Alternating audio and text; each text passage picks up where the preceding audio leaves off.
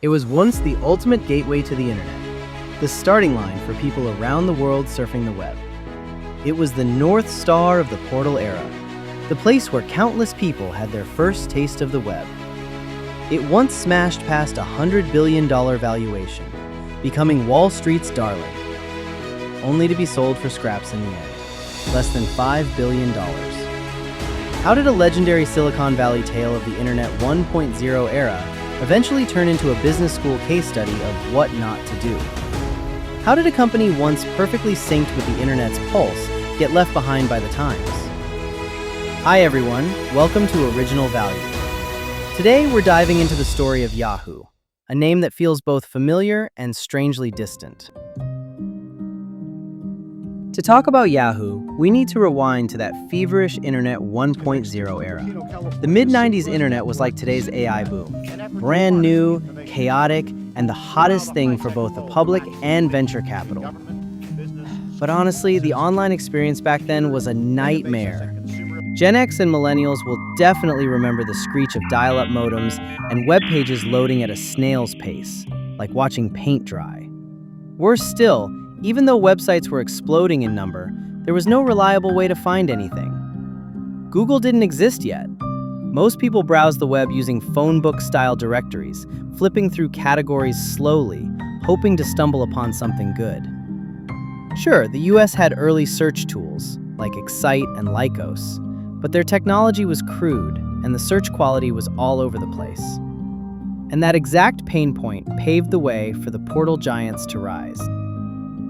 In January 1994, Jerry Yang and David Philo, two Stanford grad students in electrical engineering, cobbled together a personal website out of their campus trailer. It had a humble name, Jerry and David's Guide to the World Wide Web. Calling it a website is generous. It was basically a glorified bookmarks list. They categorized sites they found useful and made the list publicly accessible for free. Unexpectedly, their little bookmark collection went viral overnight. Traffic surged so dramatically it nearly crashed Stanford's servers.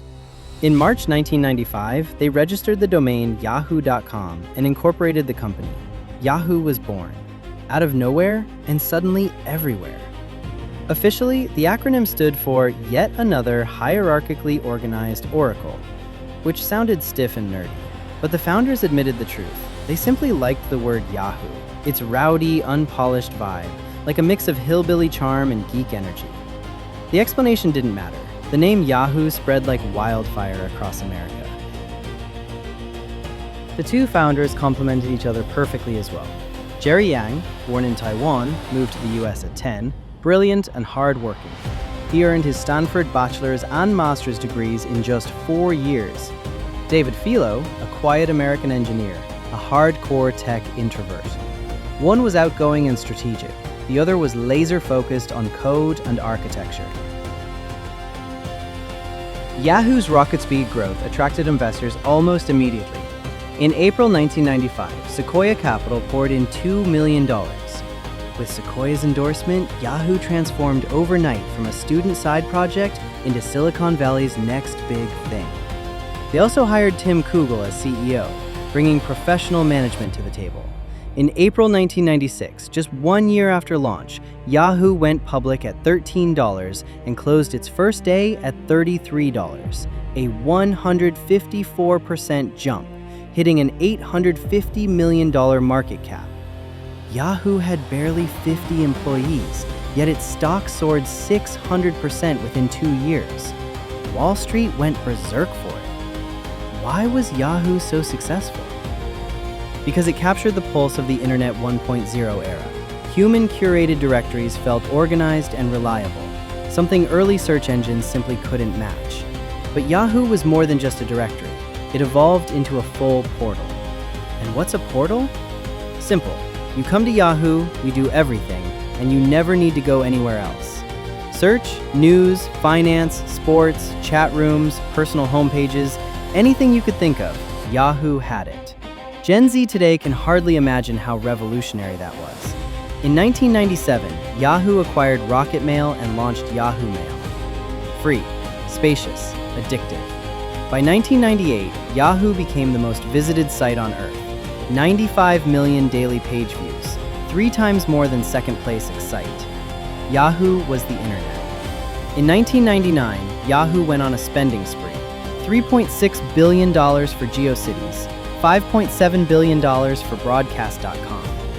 Classic .com bubble strategy: burn cash, grab territory, chase traffic.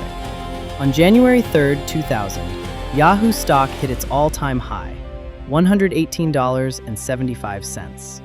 Market cap, $128 billion. That's 150 times growth since their IPO, just 4 years earlier. Yahoo became one of the most valuable internet companies in the world. Jerry Yang and David Filo, two guys barely past 30, stood at the top of the world. But they had no idea the bubble beneath them was about to burst. In March 2000, the NASDAQ crashed. The dot-com bubble imploded. Startups collapsed overnight. Advertisers cut budgets. Yahoo's revenue plunged. By 2001, Yahoo lost $93 million. Its stock free fell from $118 to just $8. Over 90% of its market value vanished. Yahoo, once blazing like a meteor, had burned out fast. The wild growth of Internet 1.0 came to an abrupt end. Could Yahoo survive the internet winter? Even though the financial bubble burst, internet technology didn't slow down. In fact, more sites, pages, and blogs than ever were appearing online. With information exploding, portals alone weren't enough. Yahoo needed real search technology to stay competitive. Around this time, a small, unknown company rose quickly in Silicon Valley on the strength of its search engine. That company was Google. In 1998, when Yahoo was at its peak, Google's founders, Larry Page and Sergey Brin, offered to sell their search engine to Yahoo for $1 million. Yahoo said no. And their reasoning? We're the biggest portal. Trust us. We know search better than you. And that is how Yahoo casually passed on Google the first time. It wasn't just a misjudgment of technology. It was Yahoo underestimating a scrappy Silicon Valley newcomer. But that arrogance would soon come back to bite them. In 2000, as Google's search quality skyrocketed, Yahoo ironically started using Google's results on its own site. Yes, when you searched on Yahoo, Google did the work behind the scenes. This exposure gave Google massive user reach, bolstered its brand, and improved its algorithm. In 2002, Yahoo's CEO Terry Semel, yes, the same guy, tried again to acquire Google. Google asked for $5 billion. Yahoo only offered $3 billion. Negotiations collapsed. Yahoo missed Google for the second time. Realizing search was the future, Yahoo spent $2.8 billion on Inktomi and $1.6 billion on Overture, trying to build its own engine. In 2004, Yahoo finally launched its own search engine, but it was already too late. Google's PageRank made its results faster and far more accurate. Worse, Google launched AdWords, pay-per-click, highly targeted ads, and advertisers flocked to it. While Yahoo was still selling generic banner ads on its web pages, Google was pioneering precision advertising. By 2007, Google owned 65% of the US search market. Yahoo? Less than 20%. In the search war of the century, Yahoo was defeated completely.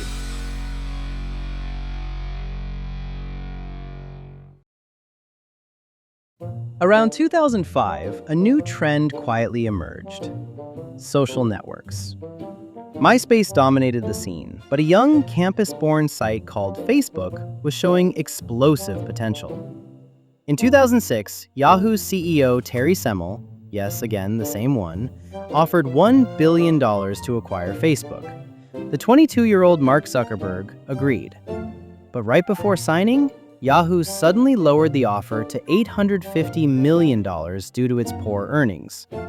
Zuckerberg was furious. He felt blindsided, and rightly so. Cutting the price by 15% at the 11th hour? That's the kind of move no founder would tolerate.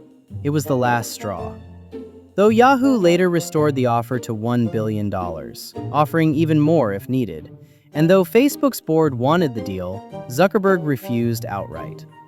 Years later, he admitted the board pressure was immense, but in hindsight, it was probably the best decision of his life.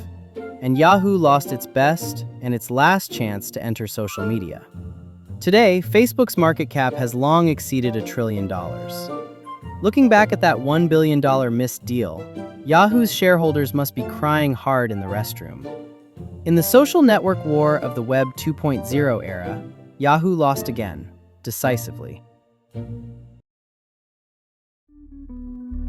After missing both Google and Facebook, could Yahoo ever bounce back? Or would it continue sinking in new, unpredictable, and sometimes downright baffling ways? Please stay tuned for the rise and fall of Yahoo, Part 2. Thank you for watching and listening to Original Value. What do you think about Yahoo's story? Share your thoughts in the comments. Thanks, everyone. See you in the next episode.